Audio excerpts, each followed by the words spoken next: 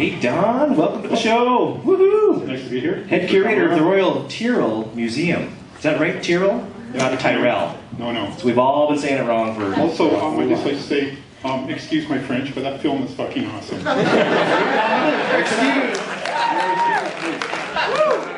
Yeah, we can take full credit for that one, I'm sure.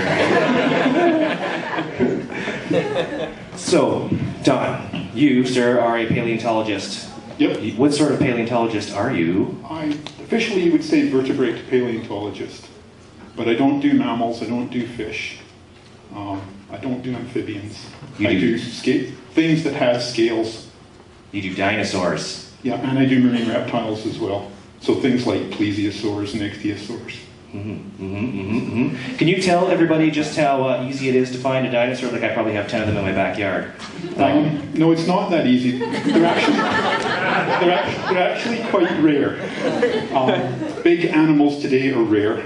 You know, for every elephant, you've got 10 bazillion mice. So, good point. And dinosaurs were unusually large. So they're going to be rare in the first place, and then to become a fossil is rare. And then to find a fossil at the right time, that's also rare. How are you guys finding these things? How do you know where to look? Well, firstly, you need to be rocks in the right age. So you need to be between 250 and 66 million years. Then you need rocks of the right type. You need sandstones, siltstones, mudstones, sometimes limestones. And then you just need to have a sharp eye and watch. So a lot of the news items you've been hearing lately, those are all mostly industrial finds. Guys digging for oil. Mines, roadworks, construction sites, that sort of thing.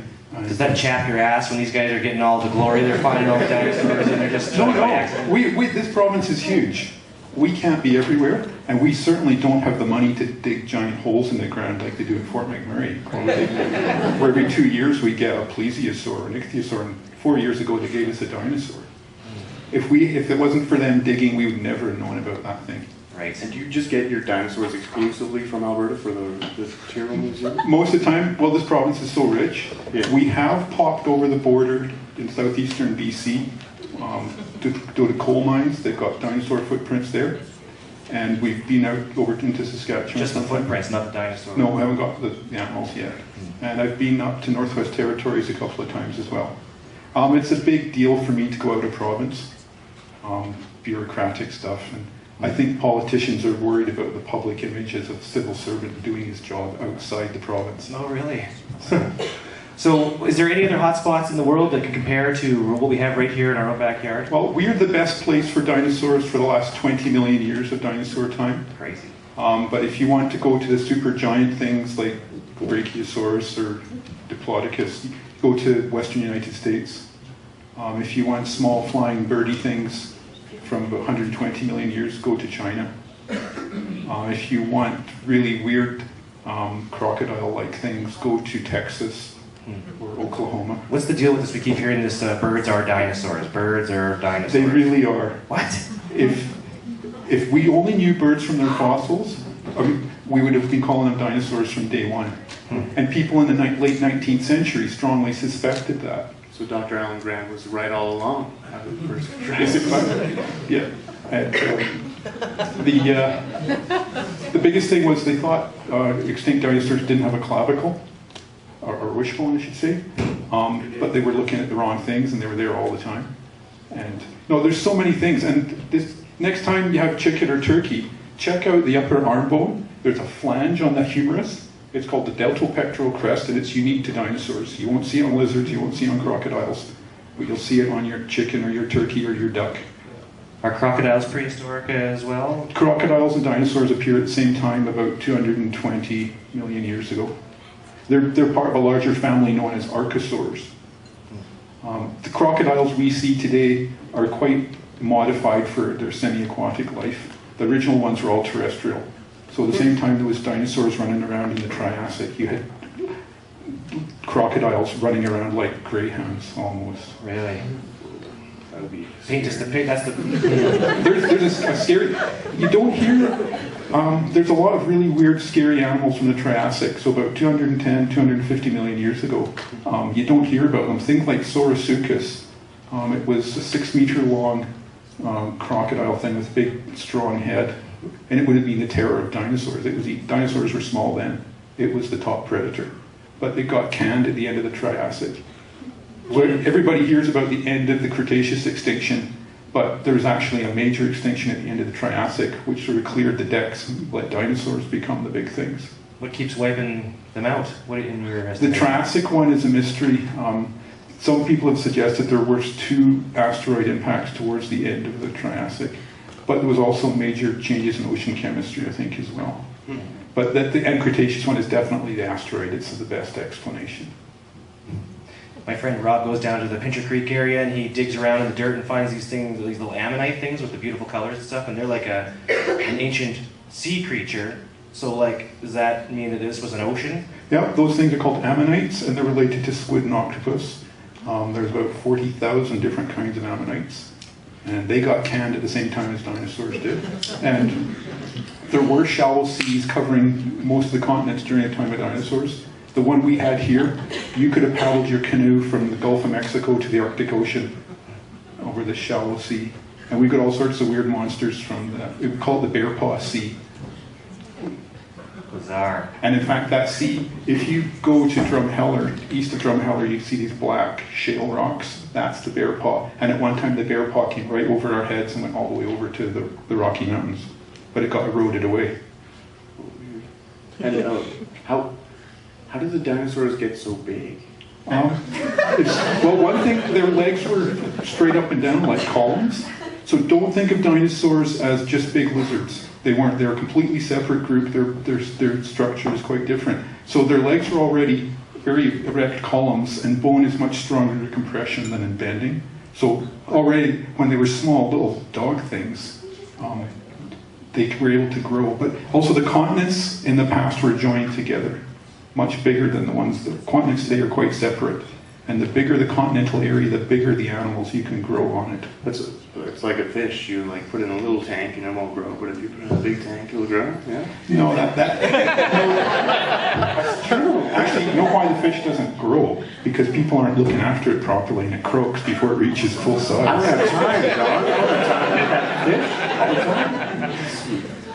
What are you guys working on right now down at the Royal Tyrrell Museum? Oh, there's all the hype about Hellboy, that new horned dinosaur we got. And we've got some really nice trackways from down near St. Mary River. And we've got our new exhibit, which has come out, which is highlighting. Also, we got that really nice hadrosaur from the Castle River last summer. That was quite a surprise. How often do you get your dinosaurs in? I've been at Tyrrell Museum for 8 years now, and I call these things the regular surprises. Every year we get a call from somebody saying they found something exceptional, and it's just a bolt out of the blue.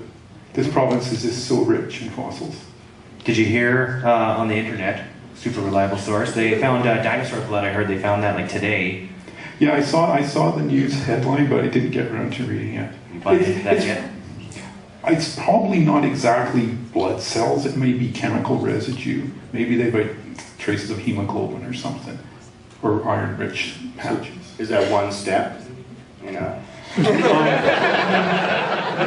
No, there's a whole branch of earth science called geochemistry, and people can detect really small quantities of various elements and isotopes of elements, and you can tell what's biologic and what isn't. So it's reasonable to identify chemical residues from living things. That's fine. But they're usually degraded. You're dealing more with the atoms, not the complicated molecules. So DNA doesn't last very long. I also heard on the internet a couple of days ago that there's new theories that dinosaurs could have been warm-blooded. Well, they must have been. Yeah? But if you think it ties back into this dinosaurs are birds thing. Oh, If you're going to have feathers, what's the point of having feathers if you haven't got body heat trapped? Because if you're trying to be like a lizard with a layer of insulation on you, you're not going to warm up. So the idea of the feathers are there to insulate first. And also things like the Diplodocus, Apatosaurus, even Tyrannosaurus, they would be so big they would have trouble. They would be at risk of overheating. So you don't put your feathers on a Tyrannosaur because he would die of heat stroke. The juveniles, they were probably fluffy little chicks. and then they grew up into big, nasty things.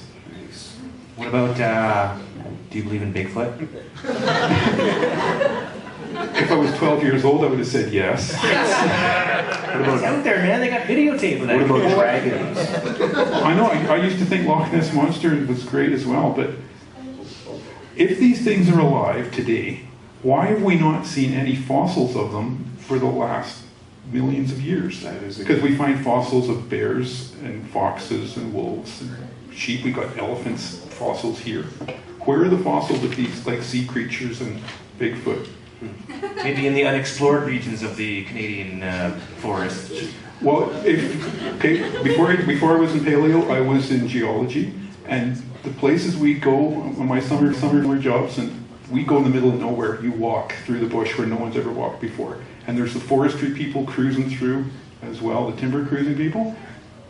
Pretty much the whole province, the whole Western Canada is being walked, and you don't find dead Bigfoots lying in the bush. So they needn't fear go into the wilderness any longer. The only one I would tempt to buy is the Yeti.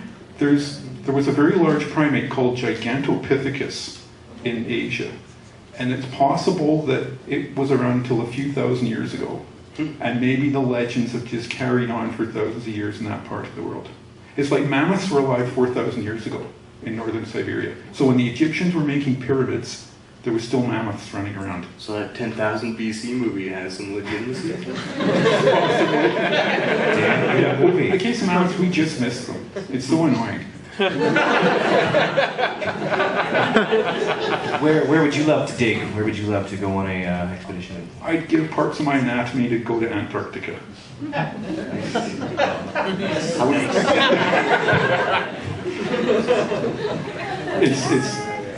It's so few people get to go there. It's so unexplored.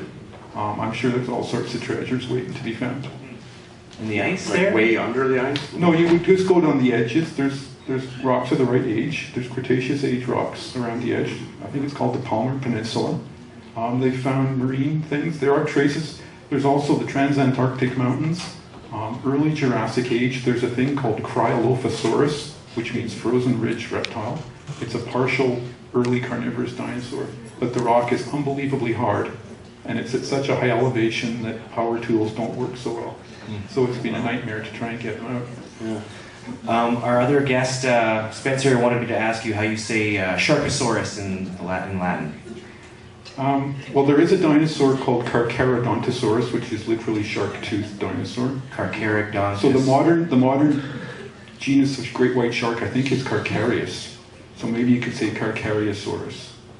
Unfortunately, I'm very ignorant. I don't know Latin. I bought a course to try and learn some of it. Rosetta Stone? No, it's a company in the US called the Teaching Company. It's called Latin 101. Wait. What about this, Don? Okay, Because so on the Chinese zodiac, every single one of the creatures is real except for the dragon, right? Now, my theory is that the dragon is actually dinosaurs that made it past, and we killed them off.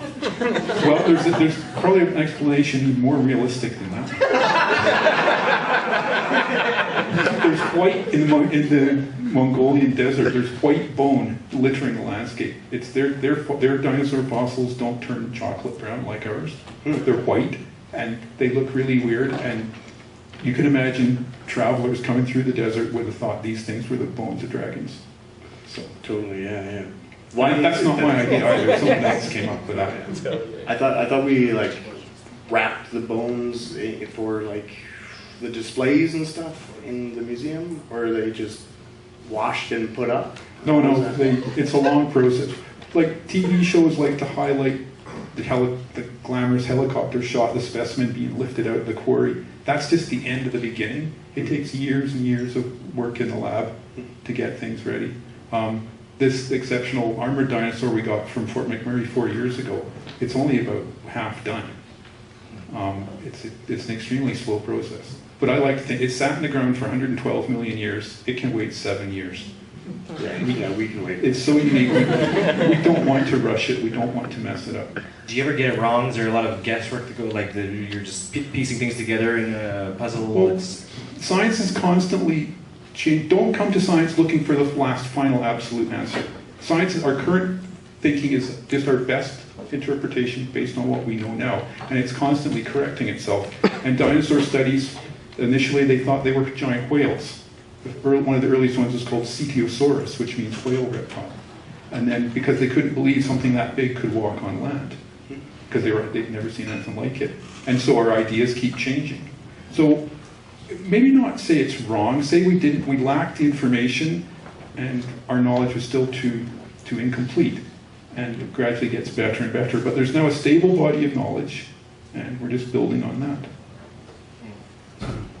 Man, thank you so much. Oh, and Carly wanted to ask you if you'd rather... Should I ask that one? Yeah, sure. Would you rather go to jail for 30 years or come back as a KFC chicken? No, I think I'd do the chicken thing. Yeah, shorter, yeah. Yeah. Don Henderson, Thank you so much for curator. coming on the show. Thank you so much.